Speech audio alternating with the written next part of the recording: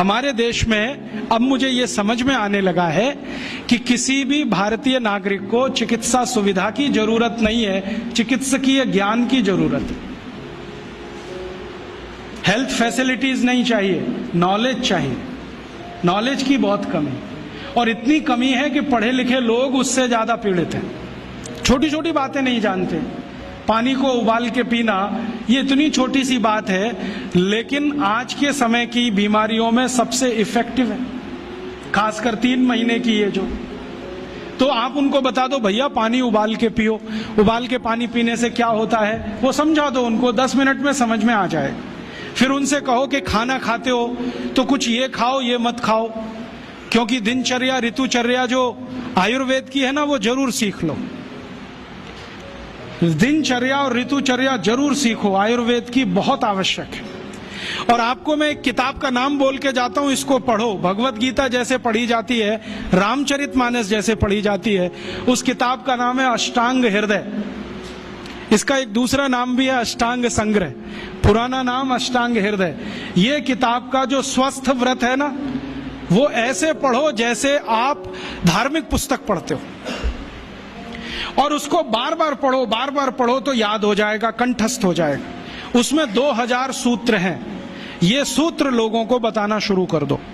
छोटे छोटे सूत्र हैं, जैसे खाना खाने के बाद पानी मत पियो, स्वस्थ रहना है जिंदगी भर तो खाने के 1 घंटे के बाद पानी पियो। क्यों नहीं पिए वो आप सब जानते हो, सरल भाषा में उनको समझा दो। फिर उनको बोलो पानी पियो तो घूंट भर भर के पियो, सिप करके पियो, ताकि ज्यादा लार शरीर में जाए, वात पित्त कफ तीनों संतुलित रहे। ठंडा पानी कभी मत पियो। मैंने दुनिया में ठंडे पानी पीने वालों को बहुत देखा है। यूरोप और अमेरिका के लोग चिल्ड वाटर पीते हैं, बर्फ का पानी फ्रिज में रख के पीते हैं। परिणाम जानते हैं क्या होता है? सवेरे जब टॉयलेट रूम में जाते हैं तो 1-1 घंटे बाहर ही नहीं आते। उनको पूछो भाई तुम क्या कर रहे थे 1 घंटे वहां? तो कहते हैं न्यूज़पेपर पढ़ रहे थे, मैगजीन पढ़ रहे थे। क्यों पढ़ रहे थे? स्टूल पास नहीं होता। क्यों नहीं होता? कॉन्स्टिपेशन है, जोर लगाना पड़ता है फिर भी नहीं होता। गाना भी गाते हैं मेरे सपनों की रानी कभी आएगी, फिर भी नहीं आती। और अंतिम दुष्परिणाम पता है क्या होता है? उनको पेट साफ तो होता नहीं, तो सांस में से भयंकर बदबू आती है। किसी अमेरिकन यूरोपियन के नजदीक बैठ जाओ, अगर वो लिस्ट्रीन स्प्रे करके नहीं आया तो 1 मिनट नहीं बैठ सकते। हर समय उनको माउथ फ्रेशनर स्प्रे करना पड़ता है, क्योंकि अंतड़ियां साफ नहीं है, कब्जियत है, मल भरा हुआ है, उसमें कचरा जमा है। फिर उनके पसीने में से भी बदबू आती है। क्यों? कब्जियत बहुत है। और पसीने की बदबू दूर करने के लिए डिओडोरेंट स्प्रे करते रहते हैं। और आप तो सब जानते हो कि अगर कब्जियत है तो बाल भी कड़क रहते हैं, तो उन कड़क बाल को सॉफ्ट करने के लिए क्या क्या सब करते हैं। शैम्पू लगाते हैं, शैम्पू के बाद पता नहीं क्या क्या लगाते हैं। ये सब वो जो करते हैं ना, उनकी मजबूरी है, स्टेटस सिंबल नहीं है। इसको अपने दिमाग से निकाल दो कि ये कोई स्टेटस सिंबल। तो सरल भाषा में समझाओ, ठंडा पानी पीने से ये होता है, मत पियो, समझ जाएंगे। फिर उनको बोलो सवेरे उठो तो सबसे पहले पानी पियो।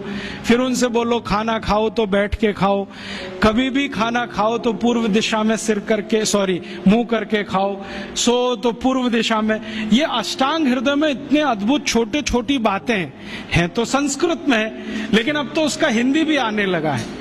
तो हिंदी ले लो, हिंदी वर्जन ले लो, इसको पढ़ो, बार बार पढ़ो, और ये जाके गांव में सबको बताओ। फिर उनको कहो देखो ये तो है स्वस्थ रहने के लिए, अब तुम बीमार पड़ो तो बताओ तुम्हारी बीमारी क्या है। ये बीमारी है तो ये दवा है, ये बीमारी है तो ये दवा है। और मेरा आपसे एक निवेदन जरूर है कि अगर आप होम्योपैथी से भी इलाज करो तो उसकी मूल दवा जरूर बता दो। उनको ये ग्रीक और रोमन नाम में मत फंसाओ। आप कहोगे जी मैं तो ऑसिमम दे रहा हूं, ये उनको कहो ये तो तुलसी का रस है भैया, तुम्हारे घर में फूलों से बनी हुई है, आसानी से मिलती है, जयपुर में मिलती है, दिल्ली में मिलती है। भंडारी वालों को अक्सर ऑर्डर दे के रखो, हमको इतनी भेजो। उनको जो पता चल गया कि आप प्रचार के लिए कर रहे हो तो मुफ्त में भी दे देंगे आपको।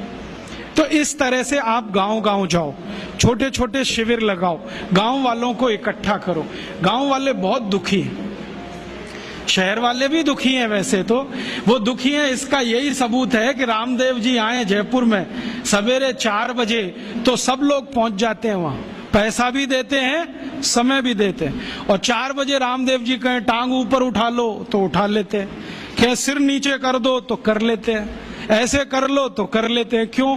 परेशान है, दुखी है, शरीर उनका साथ नहीं दे रहा है। और इतने दुखी हैं कि रामदेव जी तो क्या, कोई टिम्बकटू आ जाए उसी के सामने वो आ जाएंगे। और वो दुनिया भर में घूम के आते हैं अपनी अपनी छोटी छोटी बीमारियां लेके। तो इन जो दुखी लोगों का थोड़ा थोड़ा आप मदद कर दो इलाज के रूप में, ये सब आपके भगत हो जाएंगे। और ये भगत हो जाएंगे तो कहो आप भी प्रचार करो इसका, वो भी करें, आप भी करो, तो ये इतना तेजी से मल्टीप्लाई करेगा कि 2-5 साल में एलोपैथी का बाजा बज जाएगा। और बजा देना है अपने को। हाँ, ये संकल्प लेके चलो कि इनका बाजा हमको बजाना है। मैं बहुत जल्दी एक टीवी चैनल शुरू करने जा रहा हूं एलोपैथी का बाजा बजाने के लिए। इनकी सब पोल खोलनी है मुझे। हाँ, इनकी इतनी पोल है मेरे पास, कम से कम 1,500 से ज्यादा डॉक्यूमेंट्स हैं जो एलोपैथी के गंदेपन को सिद्ध करने वाले हैं, इनकी निकृष्टता को सिद्ध करने वाले हैं। ये कितने अनसाइंटिफिक हैं वो बताने वाले हैं, कितने डॉगमेटिक हैं वो बताने वाले हैं। मेरे पास ऐसे बहुत इंटरव्यूज हैं बड़े बड़े डॉक्टरों के, वो कहते हैं कि हम कोई डायग्नोसिस नहीं करते, तीर मारते, लग गया तो ठीक, नहीं तो तुक्का। और वो कहते हैं हम तो एक ही सिद्धांत पे काम करते हैं, trial and error, trial and error, देते जाओ गलतियां करते जाओ, देते जाओ गलती, भले मर जाए पेशेंट उसमें। हमारे पास तो कम से कम ये नहीं है ट्रायल एंड एरर वाला। हम तो जानते हैं कि तुलसी है तो उसके ये गुण हैं तो ये रिजल्ट आना ही चाहिए, मेथी है तो उसके ये गुण हैं तो ये रिजल्ट आना ही चाहिए। हमको सब मालूम है, फिक्स है, यहाँ वेरिएशन नहीं है। मेथी के जो रिजल्ट चरक ऋषि को मिले वो आज भी मिलते हैं। इसमें इतना सातत्य है, वेरिएशन कहीं भी नहीं है। तो जो विज्ञान में सातत्य होता है, सत्य ज्ञान वही होता है। तो हमारे पास जो सत्य ज्ञान है